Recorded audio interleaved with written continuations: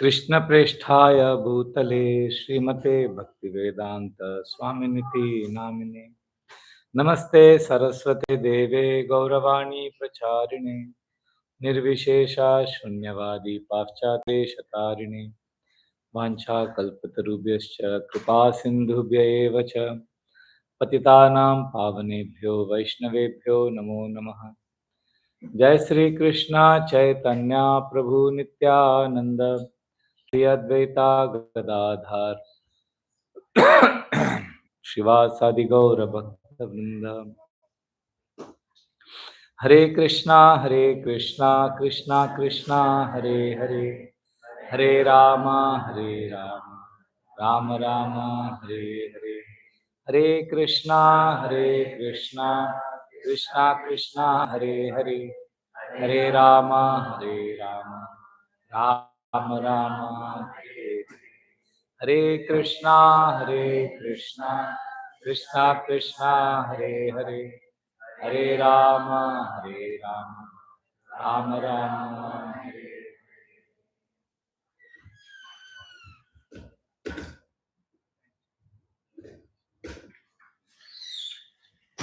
योऽन्ता प्रविश्य मम वाचमिमां प्रसुप्तां सञ्जीवयत किल शक्तिधरा स्वधाम्ना अन्यांश्च हस्तचरणश्रवणात् त्वगादीन् प्रणान्नमो भगवते पुरुषाय तुभ्यं। कथाञ्चन स्मृते यस्मिन् दुष्करं सुकरं भवेत् विस्मृते विपरीतं स्यात् श्रीचैतन्य नमामि तं।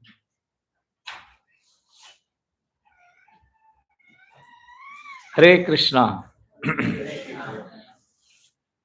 So yesterday was the appearance day of Lord Ram. In India, this festival is known as Ram Navami, the ninth day of the waxing moon, the month of Chaitra, when Lord Ram appeared. And Lord Ram appeared thousands and thousands of years ago. And Ramayana is the book that contains the journey of Lord Ram. And Ramayana is extremely popular in India. Across all religions, all sects, people have heard of Ramayana. And the basic storyline is very simple. There is a hero, there's a heroine, there's a villain. And the hero has his friends who help him out. The villain kidnaps the heroine. So it appears to be a very simple story. But those who have read Ramayana,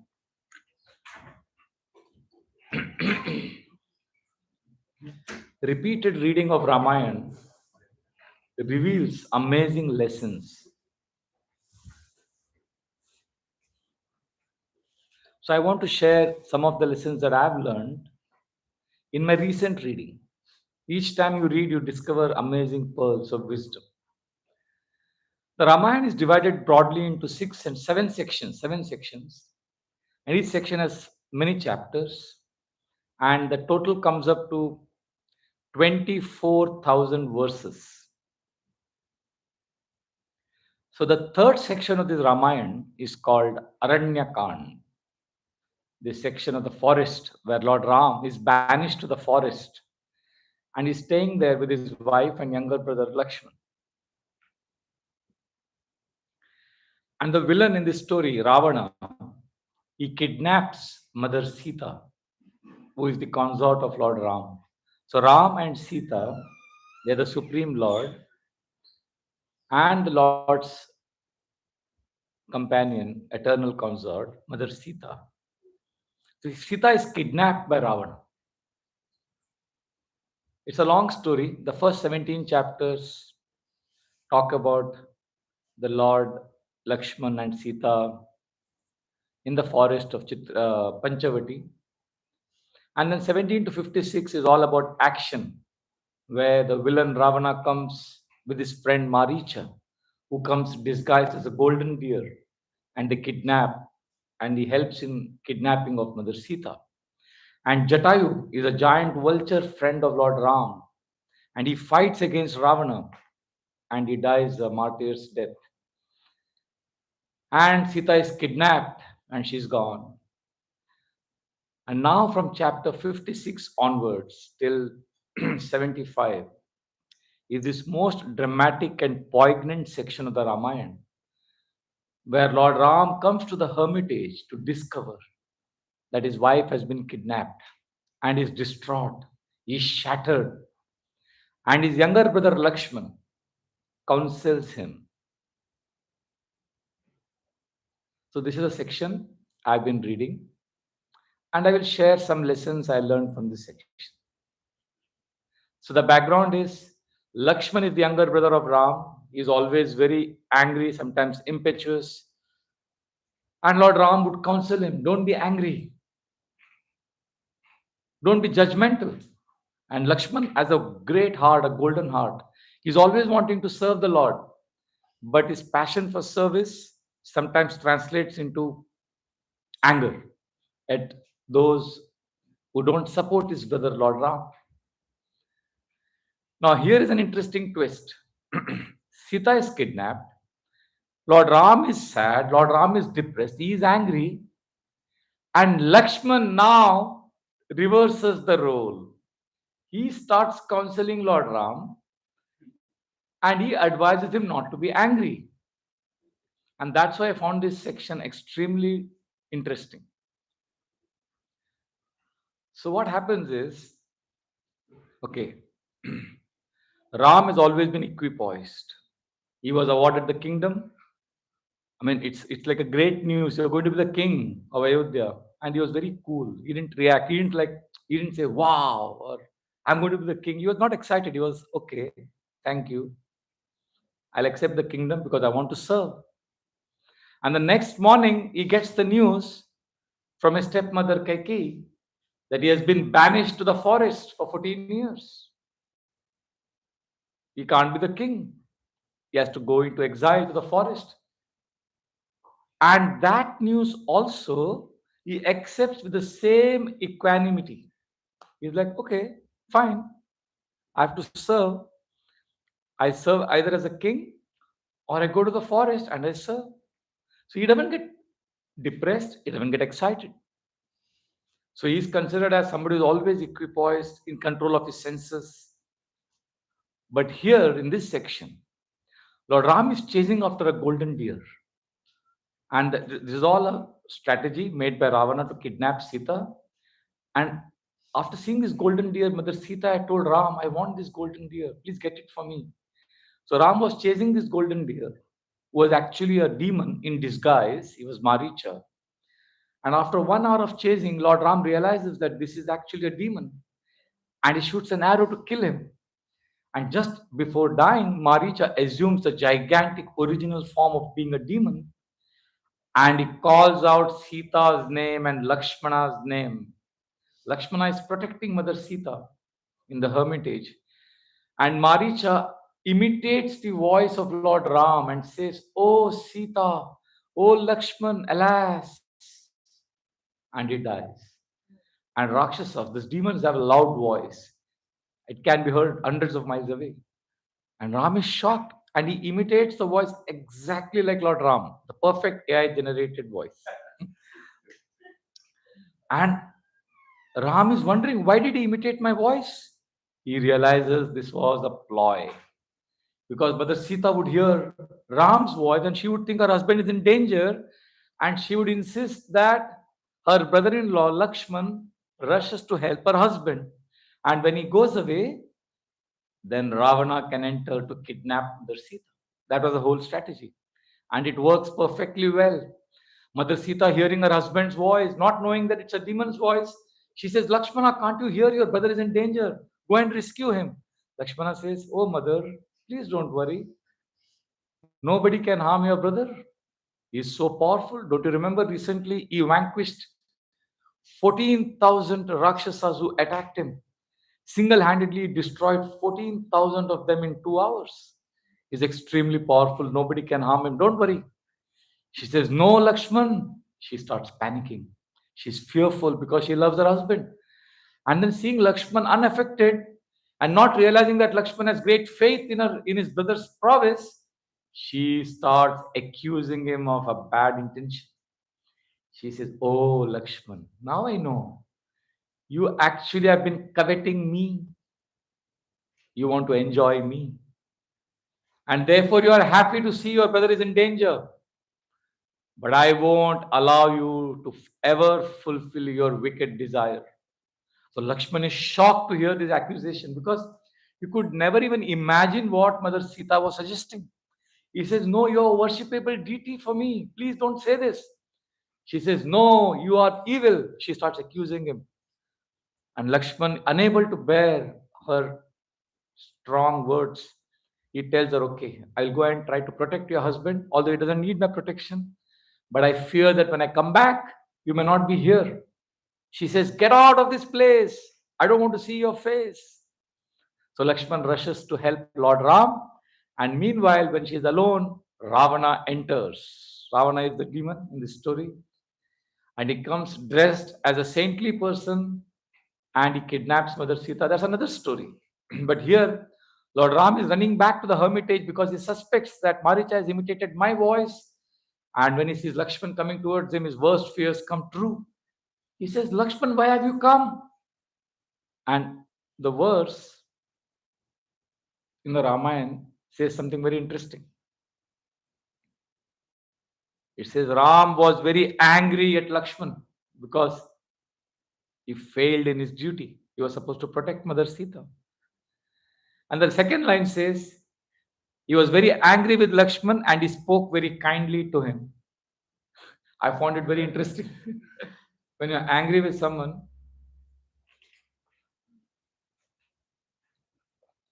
to speak very kindly when you're angry is very, very extraordinary. It's like, I don't know how it works here. I grew up in India. We were three brothers, young boys. We would create ruckus at home. And our mom was fed up of managing us. But we were never afraid of our mother because she was very predictable. When she would get angry, she would just beat us. I'm like, okay. And we knew she would always express her anger. But we were most scared of our father. Because when dad would get angry, his voice would lower. He would say, son, I am very angry with you right now. And the way he said it, he was not expressing his anger. He would explain his anger. There's a lot of difference between when you explain your anger, you become really scary. So anyway, so I was very amazed by this verse. Lord Ram is very angry with Lakshman, but he speaks to him very affectionately. And then anyway, it's a long story. So they come, both of them are fearing the worst. When they come rushing to the hermitage, they see Mother Sita is missing.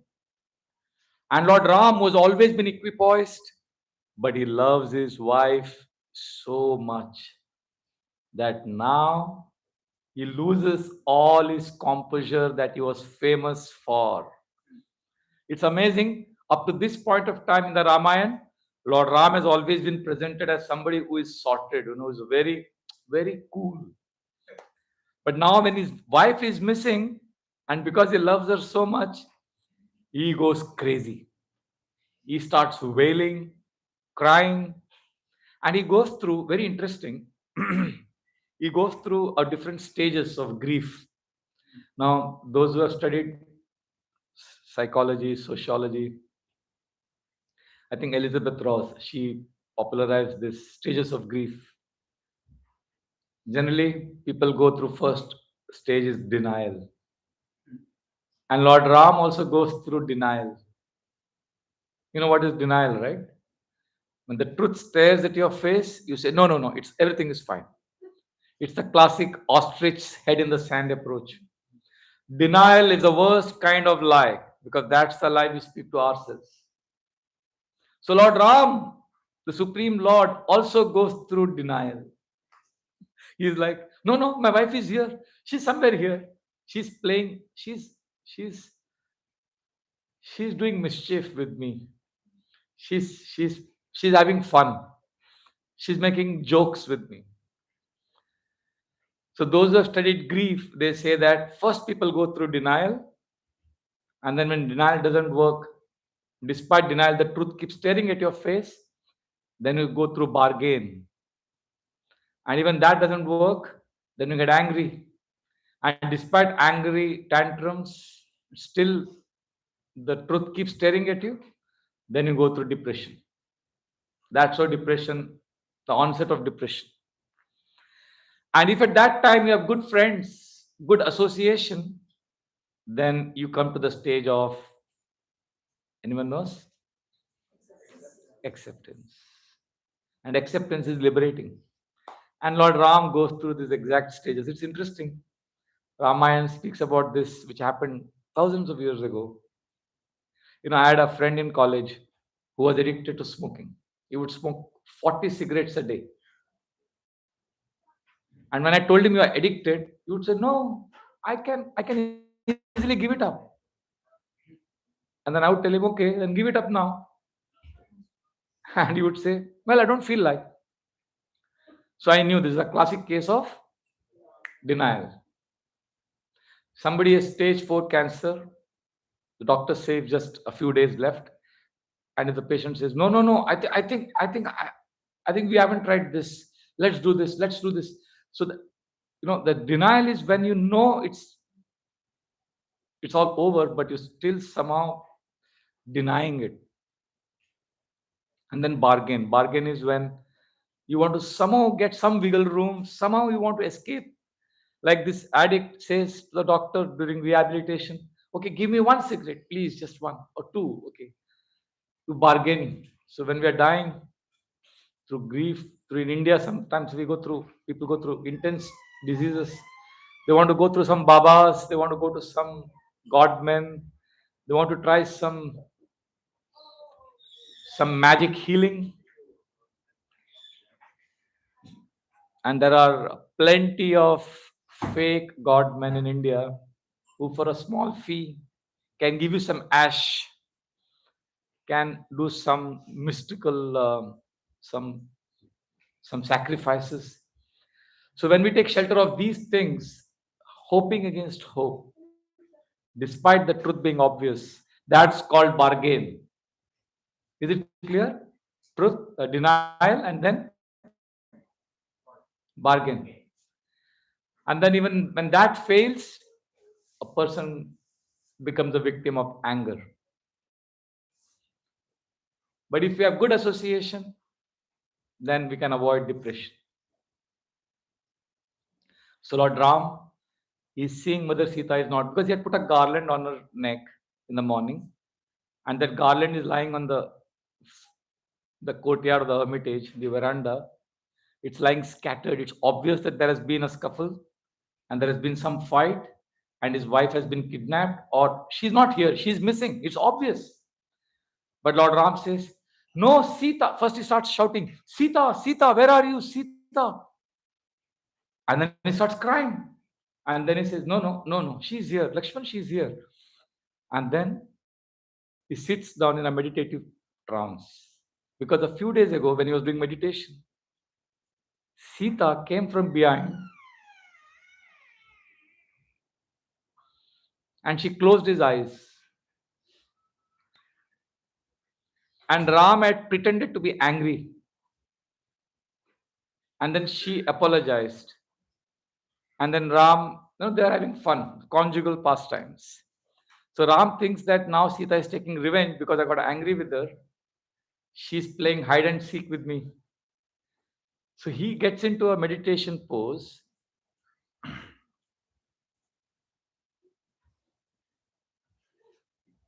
So Ram sits in a meditation pose and he starts, he keeps his eyes closed and then he slowly opens them and he looks for Sita. And he says, "Sita." Initial voice was panic, "Sita." And now Sita, he starts humming her name in a different meter. And he says, "Sita, I won't have fun with you. I won't joke with you. Please don't trouble me. Please come." No response. And still Lord Ram is in denial. He thinks Sita is somewhere around the corner. He tells Lakshman, "Lakshman, go to river Godavari. You will find my Sita fetching water there. Go there." And Lakshman is like, "She never goes to Godavari alone to fetch water. Why would she go today?" But he realizes, I can't argue with my brother. He won't listen to me. So after denial, Lord Ram realizes Sita is nowhere to be seen. So now this turns into bargain. It starts talking to the trees. Oh, Ashoka tree, your name signifies one who removes all lamentation. Oh, Ashoka tree, please remove my lamentation. Tell me the whereabouts of my wife Sita. Then he looks at the Kadamba tree, the Bilva tree. He starts talking to the trees. He starts talking to an imaginary Sita as if she is next to him. He starts talking to himself. And then he looks at a tiger. I found it very amusing actually. There are animals in the forest. Lord Ram looks at the elephant. Lord Ram looks at the elephants and he says, "Oh, my dear elephants, please tell me, have you seen my Sita?"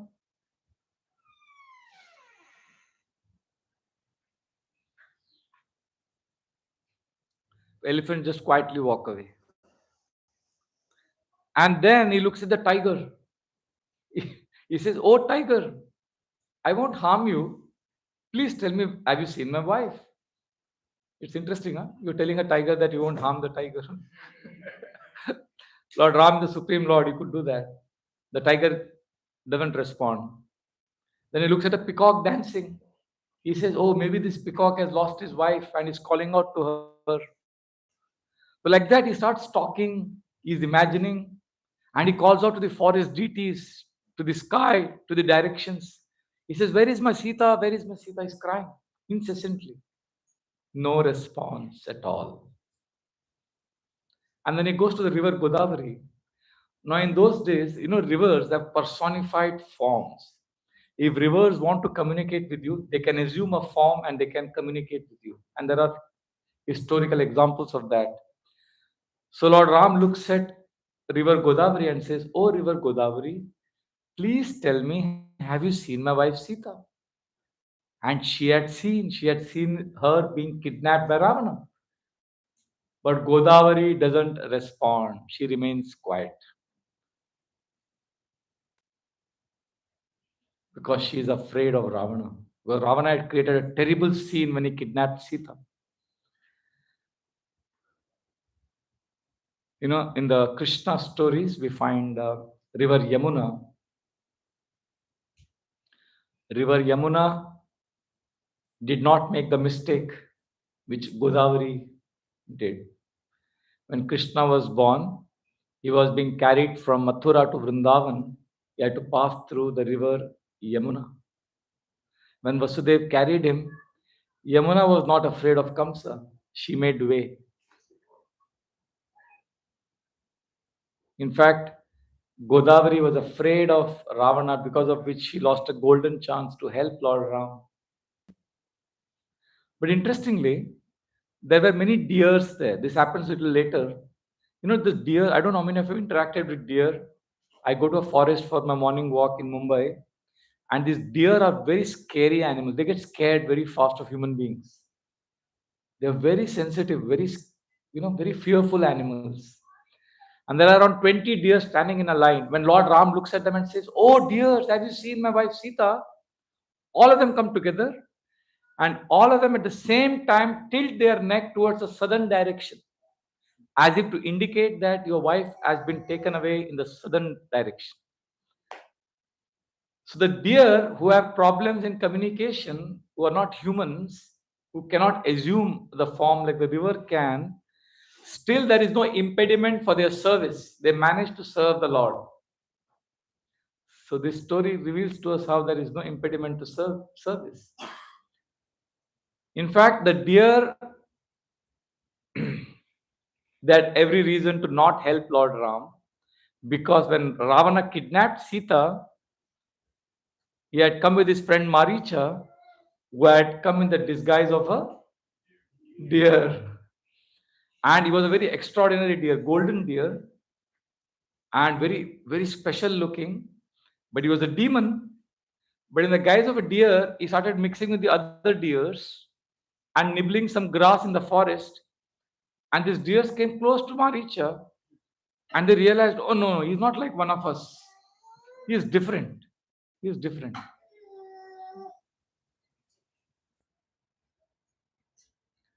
He is different. So these deers, they ran away in fear of Maricha. So they are all the more reason to be afraid right now, but still they helped Lord Ram.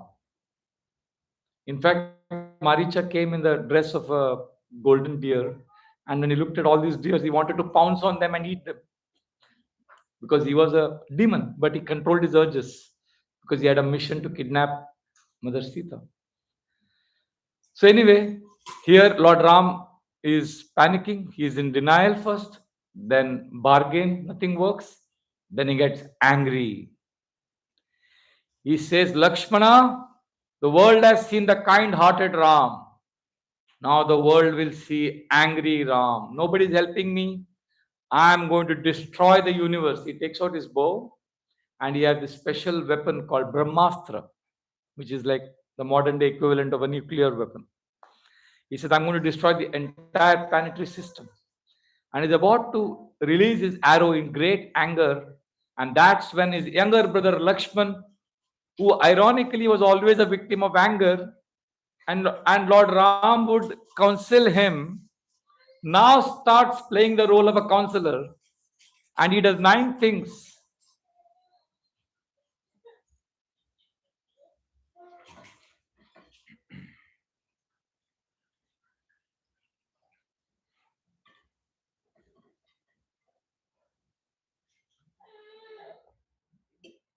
Lakshmana does 9 things.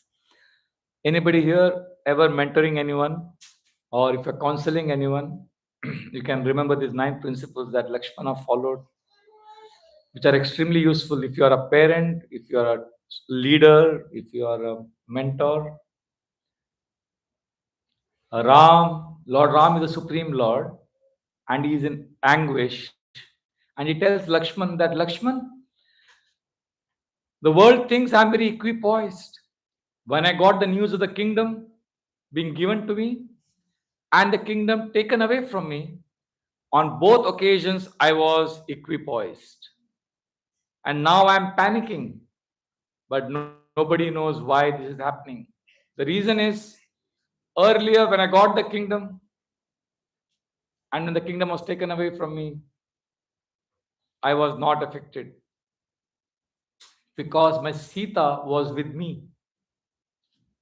And now my very life force, Sita, is not with me, therefore I'm unable to contain myself.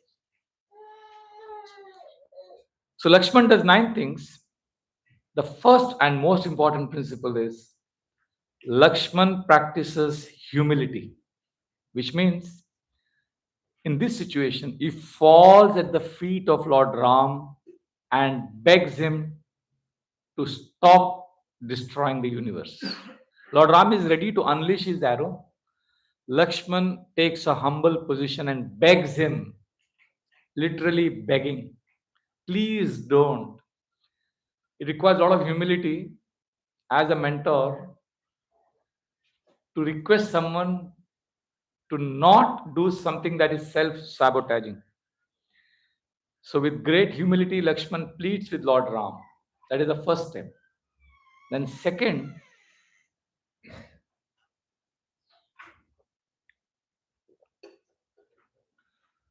Lakshman approves of Lord Ram's anger. He says, excellent, you should destroy the universe. You have every right to be angry because nobody is helping you. So when you're in distress, if somebody is humble in front of you and somebody approves of your anger, you feel validated. You feel vindicated, right? And that's exactly what Lakshman does. First, what is the first thing he does? Humility. Second, approval. And third, he appreciates Lord Ram. He says, you are a wonderful personality, O Lord Ram. You're always kind-hearted. You are the best in the Ikshvaku dynasty. You are well known for your charitable disposition. You're always helping the poor and needy. So when you're in distress, if somebody appreciates you, you feel loved. We all need approval. We all need appreciation, acknowledgement. So Lakshman provides these 3: humility, approval, appreciation. And then Lakshman points out to the evidences, like there is one set of footprints. Earlier, Ram had seen the same footprints, same signs, and he had come to the conclusion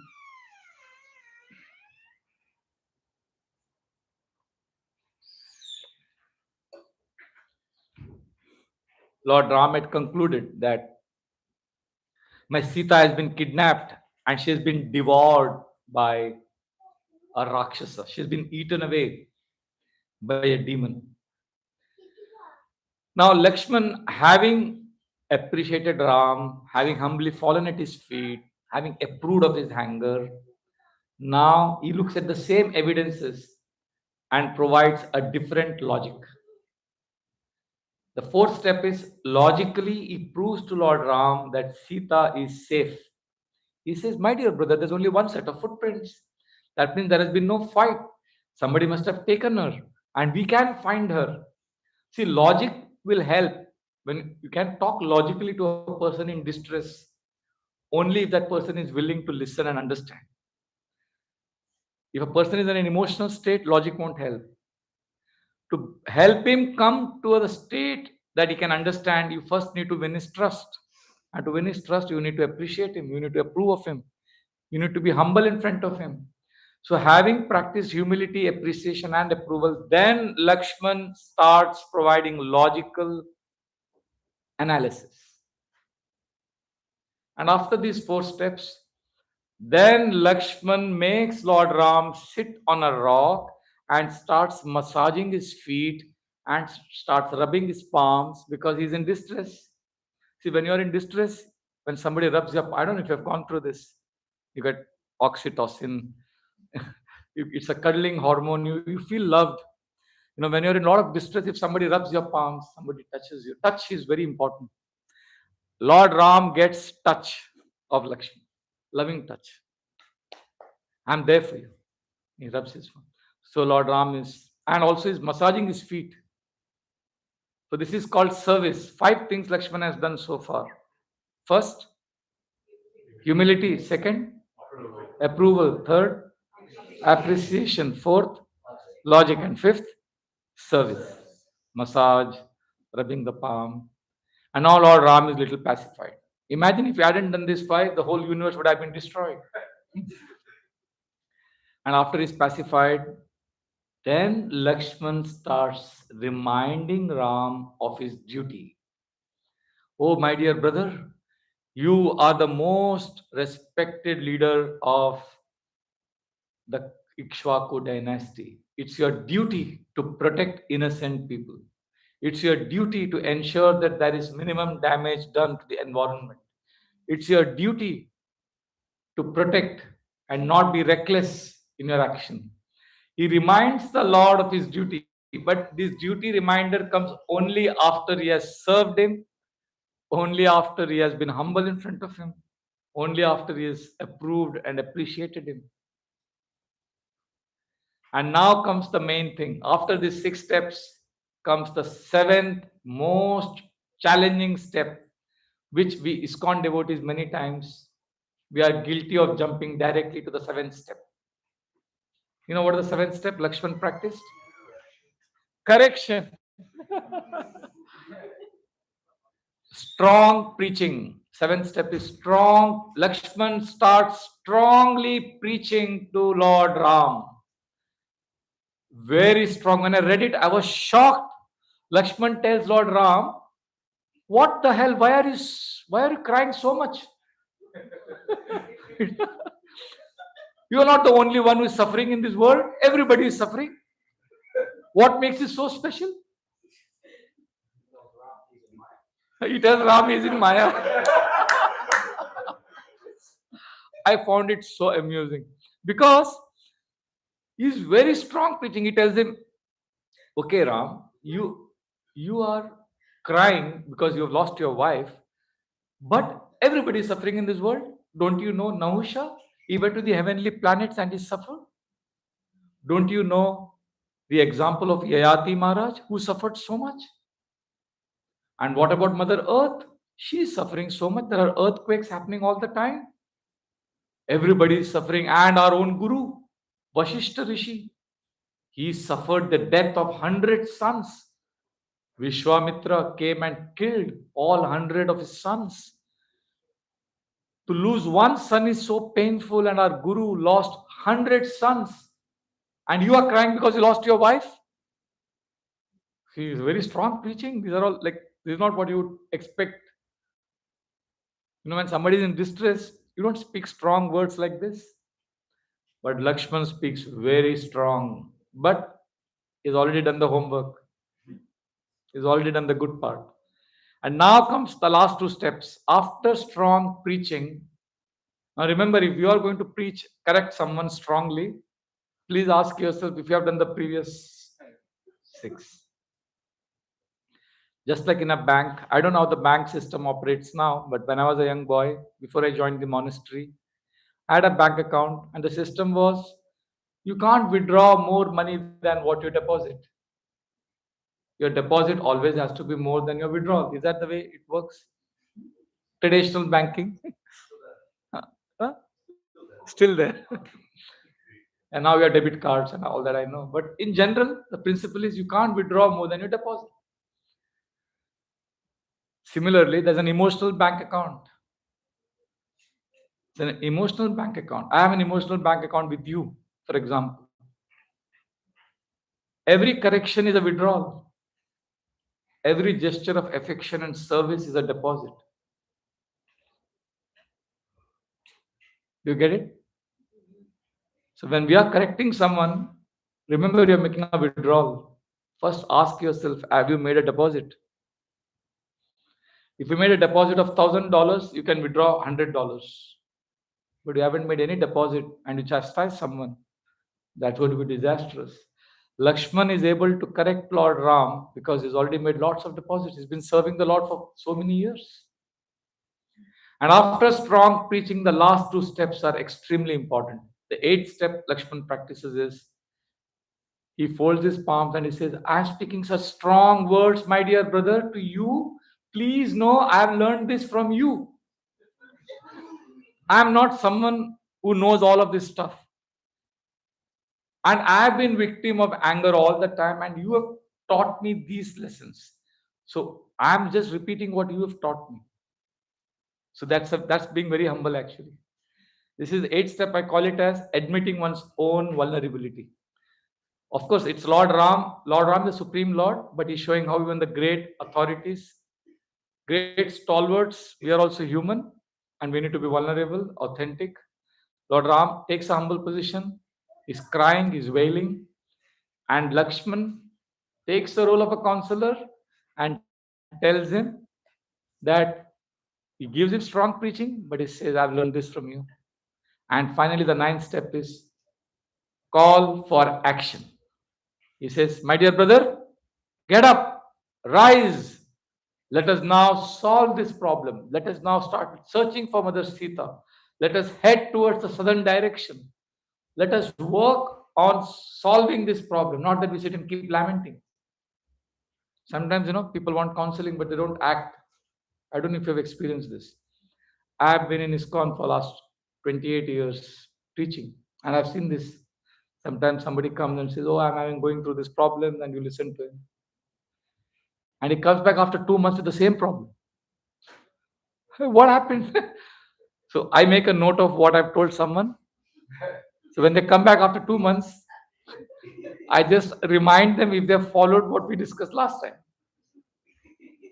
We don't have round 2 unless we've acted on round 1. So Lakshman is calling for action. And then the Ramayana unfolds an amazing section where they discover Jatayu, who laid down his life fighting to protect Mother Sita. And then the entire Ramayana becomes very exciting and dramatic. But all that has happened because 18 chapters focused on Lord Ram's distress and Lakshman counseling Lord Ram. And what are the 9 steps of counseling? First, humility. Second, approval, appreciation, logic, service, duty, reminding of duty. 7th, strong preaching. 8th, uh, own vulnerability, admitting one's own vulnerability. And 9th, call for action. So like this Ramayana teaches us, this is just one section, like this Ramayana has amazing, beautiful stories and lessons throughout. And Srila Prabhupada wanted us to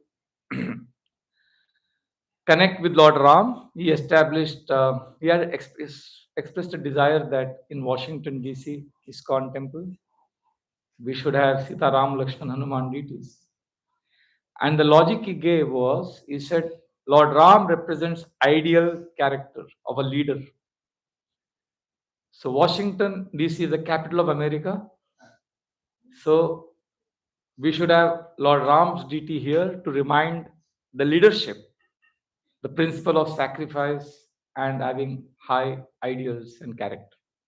And Srila Prabhupada said we should have Sita Ram Lakshman deities installed in London, because London is the capital of all Europe. Because London is, of course, capital of England, but whatever happens in London influences the entire continent. So we should have Sita Ram Lakshman deities in London. So we have in the Bhaktivedanta manner. Srila Prabhupada said we should have Sita Ram Lakshman Hanuman deities installed in New Delhi ISKCON temple, because New Delhi is the capital of India. And we have that today. And Srila Prabhupada also expressed Sita Ram Lakshman Hanuman deities to be installed in Mumbai. He said because Bombay is the financial capital of India. What happens in Mumbai happens all over India. So we have the Jew temple, we have Sita Ram Lakshman Hanuman deities. So Srila Prabhupada wanted ISKCON devotees to establish very high standards of integrity and character. And we take inspiration from Lord Ram's pastimes and Ramayana and aspire to serve the Lord and the Lord's devotees. Sita Ram Lakshman Hanuman ki jai. Srila Prabhupada ki jai. Thank you very much. Hare Krishna. Thank you, Vraja Bihari. So amazing. We can open the floor up now if anyone has any reflections, comments, questions, etc. Yes. What was your friend in college reading? I don't know. I don't know if he's still alive. I'm not in touch with him. This is 1996. It's been a long time. Yeah, thank you for this good session. I have a question. Like if you are if you have to deal with somebody who is living in a delusion or but that impacts you but then he's not ready to accept or he or she. So how do you talk to the person? Because when you're trying to mentor or it is impacting you, then how do you? Yeah, there are two steps here. One is connection, second is contribution. Connect and contribute. These are two aspects to our lives. When I say connect, means connect to yourself and to the Lord, which means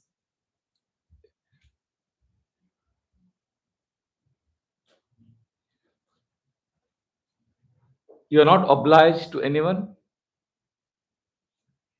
and you can't really help anyone unless you are deeply connected to the Lord. So first priority for each one of us is to connect to the Lord. Like in the airplanes, they announce first put on the oxygen mask yourself, on yourself, and then on your child. So connect is your relationship with the Lord. That's first. And then second is contribute, which is in this case helping a person who is not willing to understand. Now, in this world, my dear friends, all of you, I'm sure you must have faced this. There's a limitation to how much you can help others. Sometimes you really have the best intention to help someone, but they just don't listen to you. Please don't blame yourself. It's not your failure because they're also coming with a baggage of karma. You just can't do your duty and be detached. I mean, nobody has figured out all the solutions for all the problems. Nobody is an expert in relationships, so expert that he can solve all relationship issues. In fact, the most successful management gurus will be humble enough to admit that In fact, Stephen Covey, who is arguably the greatest management guru of the 20th century, his book, 7 Habits of Highly Effective People, is the #1 bestseller. He says private victory comes before public victory, which means first you connect to yourself first, and then you help others. If you can, if you get success, you'll be happy. If you don't get success in helping others, you'll be detached and you'll be peaceful. At least you have done the private at least you have won a private, at least that's a private victory. So there are people who are very good in service or very good in contribution. They're helping so many people, but they are themselves suffering because they are disconnected. So connection precedes contribution. But that doesn't mean we don't serve. The idea is in these relationship issues, if somebody is unwilling to listen, what can you do? What I generally suggest to people is let's in a relationship, in a husband-wife relationship, yes, communication is impossible. Then we involve a third party. But if one of them doesn't want a third party mediation, then there's nothing again you can do about it. So that's why first focus on private victory. At least you'll be peaceful. Because the world is very nasty. The world is very nasty. It doesn't work the way we want it to work. Hare Krishna. Thank you. Hare Krishna. Thank you for your class. Where you were mentioning very nicely these 9 steps. Sometimes when you are with someone who's very close, we say familiarity breeds contempt, and so we can't actually remember these flows in those moments of wanting to correct. So how do we have the mental bandwidth to, go through these steps properly, or ease into that kind of discussion? Practice makes a man and woman perfect. And most of the things we learn by trial and error. These 9 steps are not like, okay, I've done you can't tick boxes, okay, I've done the one. It doesn't work like that. It's natural, organic. But the principles are universal. And how it works is, my experience is, it works at the intentional level. The application takes many forms. It's fluid. It's contextual.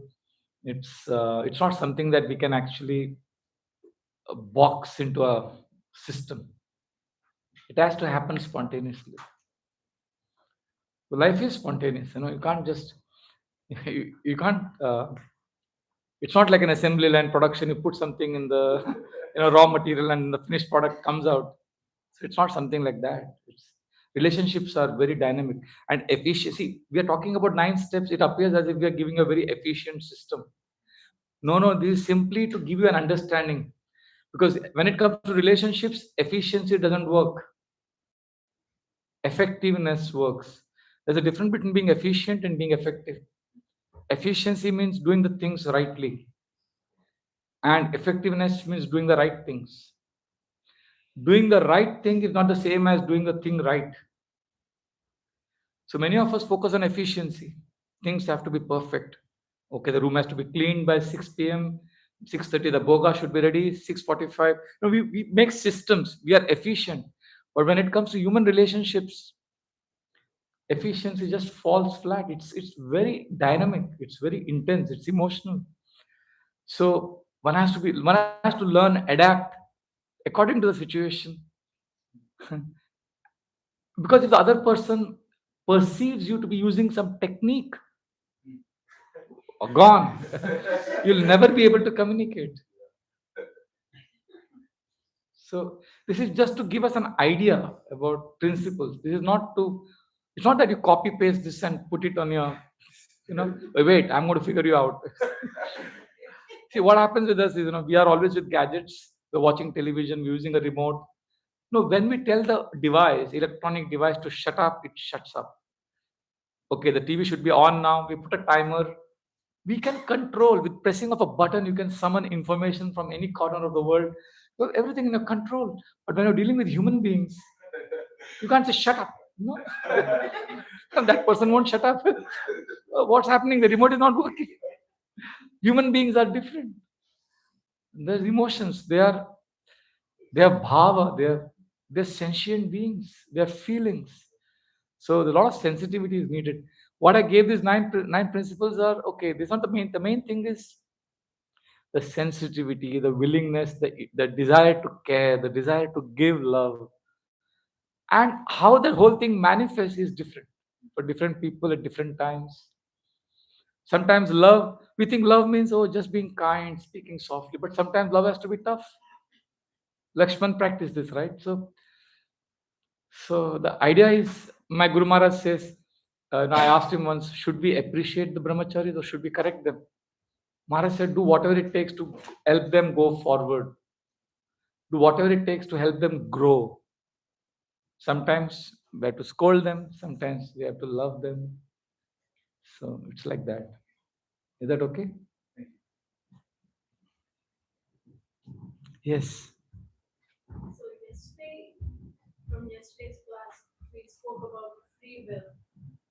So I just wanted to ask, like, if we have free will to do anything, but at the same time they tell God, like nothing, even a leaf cannot be turned without God's will. So how does it? You're trying to intellectually figure out. Yes. So I don't know. After 28 years, I don't know. To be honest, because some things, some things don't have answers. Honestly, we can give a clever answer. I can play around with words, give some analogies, give a funny answer, crack some jokes, and just distract you from the real issue. But to be very honest, the Bhagavad Gita explains in the 8th chapter, Gehana Karmano Gati. This is a very complicated. Actions, reactions, very complicated. We all have a free will. At the same time, things are destined. How do we understand this? Is like this. In every situation you are in, you have a free will. But that situation has been arranged because of your past action. Like for example, there is a mountain top, you're driving, you're running up the mountain top, you have a choice to go back. But once you've reached the top, now this situation you are in at the top, you are in this situation because of the past decisions you've taken. But now you have a choice to go back. So every situation you have a choice, and every situation is also a result of your past action. Now let's say, being on the top of this mountain, you decide to jump down. Now once you jump, you have no choice, right? But again, you have a choice of remembering Krishna or cursing Krishna. You have a choice to board a plane or not board the plane. But once you've boarded the plane, it appears as if you have no choice. But once the plane is in midair, you have no choice in one sense. You can't go back now. But you still have a choice of either picking up fight with a fellow passenger or building or networking with him. At every moment, there is a choice. We are never helpless beings. In the sense, we are helpless in one sense, but we need to know that we always have a choice. Otherwise, we'll feel depressed in life. So we have a choice. But how exactly it manifests, what has happened, what has led me to this situation, I'm not God. I don't know. We need to trust. So I understand like this, that our past determines our present, not our future. Our past determines our, and our present choices determine our future. Whatever you are now is because of your past choices. And whatever you do now will determine your future. So yes, destiny has played a role, in the sense where you are now is because of factors beyond your ability to change. But now you can change. Now you can do something. So that's the way we see free will and destiny. Is that okay? yes, many times we take choice and then leave it on Krishna, So that's what Yeah. I meant. Yeah. Like so there is some destiny, but also at the same time Yeah. we make choice. I've seen devotees do that, they drive the car, like when they're driving, and there's an accident sometimes, and they say, "Oh, Krishna didn't protect me. What happened?" So my Guru Maharaj says, the moment, see that we chant Narsimha prayers when we drive the car for the Lord to protect us. My Guru Maharaj says that once you drive above 80 miles per hour, Lord Narsimha Dev leaves the car.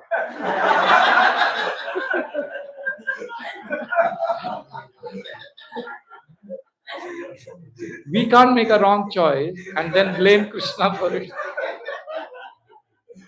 We consume all kinds of pesticide-filled products and then we get diseases and then we say, oh, why is Krishna doing this with me?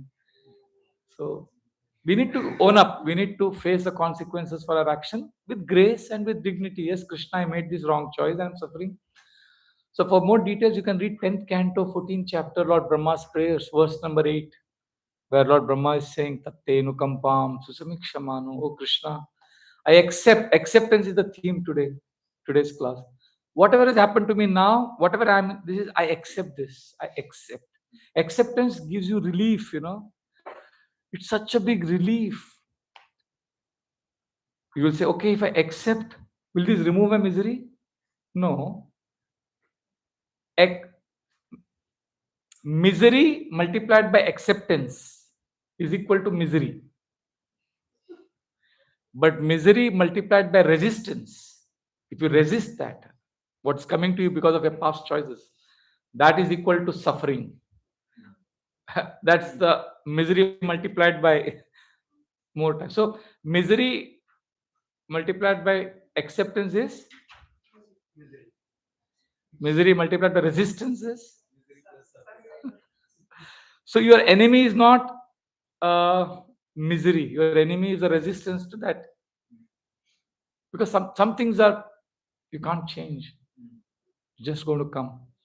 And I've learned this, after years of trying to change certain things in my life, I realized that something that you cannot change after years, I realized that they are never meant to be changed, they are meant to be accepted.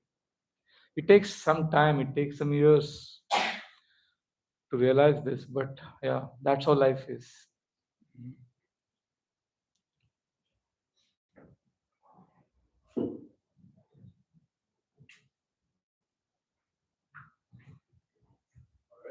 All right, thank you very much. Hare Krishna.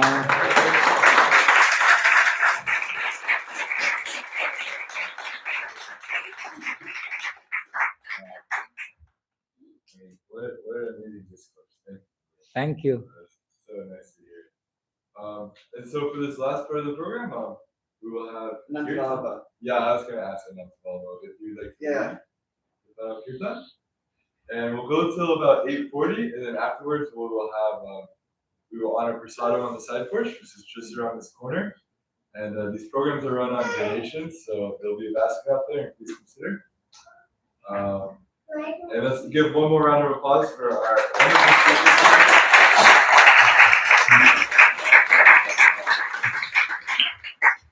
And I see there's also books. Are they your books? Yeah, I wrote them. Okay, yeah, I was skimming through it. It looked quite amazing. Would you like to say a word on them? After the program, will you hear from him? Yeah. People can come and check out his wonderful books.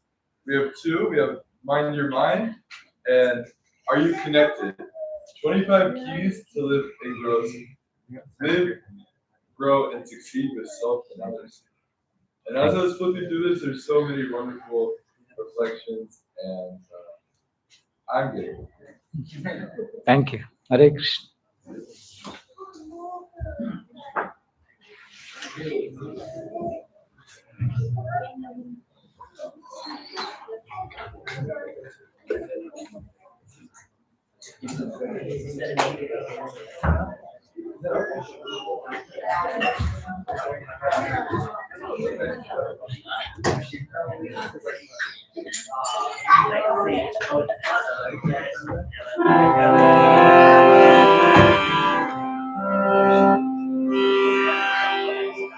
Jaya Shri Krishna Chaitanya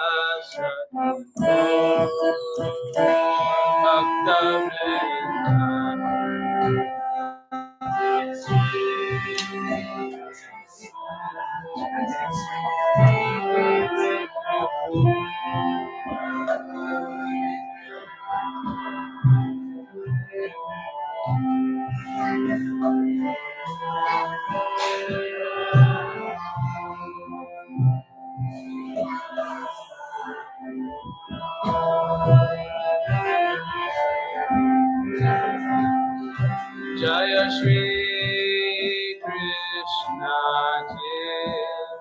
Chaitanya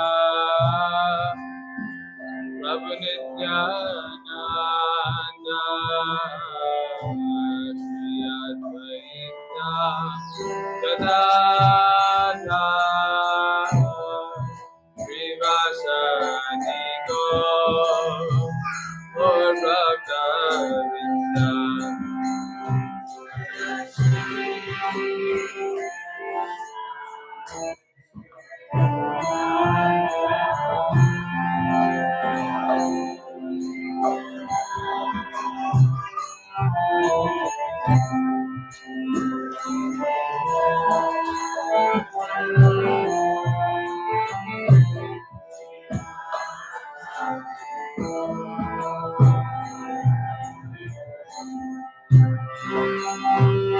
Jaya Shri Krishna Chaitanya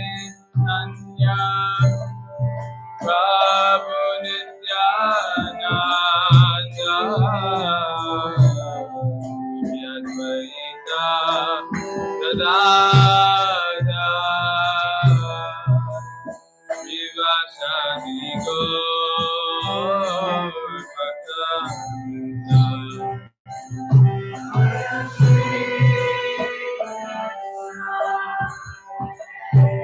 Chaitanya Prabhu Nityananda Shri Advaita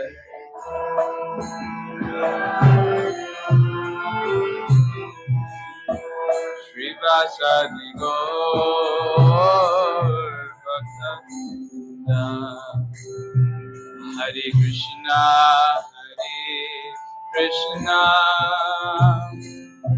Krishna Krishna, Hare Hare, Hare Rama, Rama Rama, Hare Hare.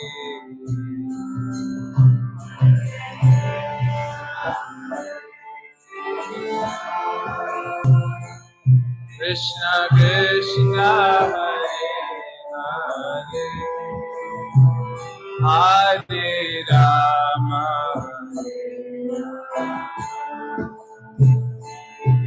Rama Rama, Hare Hare, Hare Krishna, Krishna Krishna, Hare Hare, Hare Rama, Rama Rama, Hare Hare.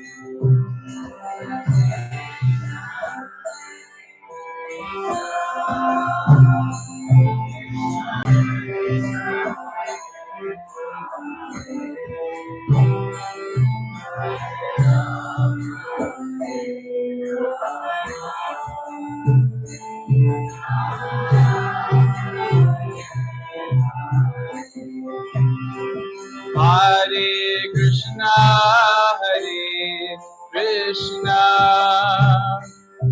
Krishna Krishna, Hare Hare, Hare Rama,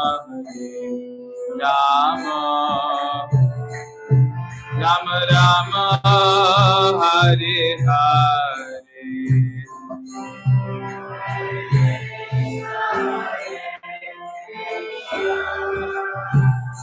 Krishna Krishna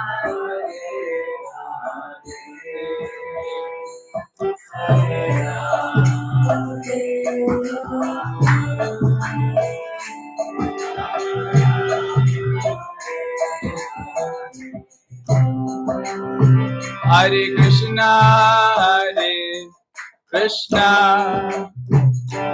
Krishna Krishna Hare Hare Hare Rama Hare Rama Rama Rama Hare Hare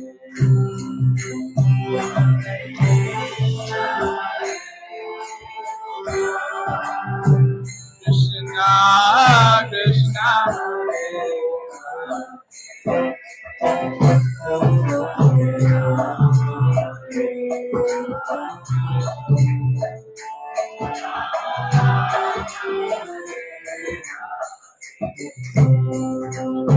Hare Krishna Hare Krishna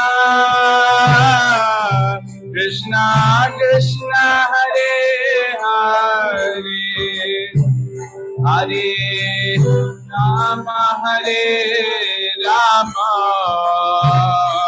Rama Rama Hare Hare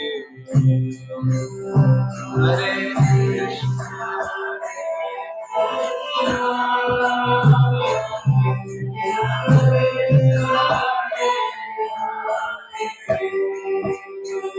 Hare Rama Hare